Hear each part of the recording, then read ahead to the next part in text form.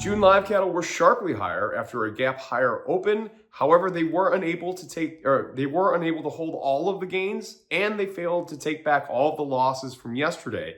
It has been a very volatile last 3 days in the live cattle market after setting new record highs.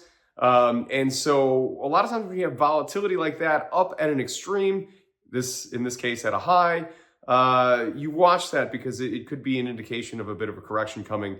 So we're maybe a bit on edge watching the market to see if that takes place or not. In the meantime, cash cattle prices have remained really very strong, very hot, sharply higher.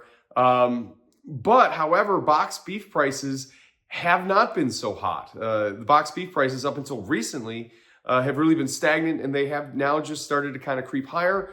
But that's even with production cuts over the last 5 weeks. So that is giving some concern that we might actually be seeing demand start to wane a little bit here as bigger concerns, broader concerns about finances in the economy may be influencing some decisions that are being made at the grocery store and in particular at the butcher's counter. So that will be something that we're watching closely as we get into the very key seasonal hotspot grilling season when we get into the spring and as the temperatures warm up and people get outside and well, grilling season, right?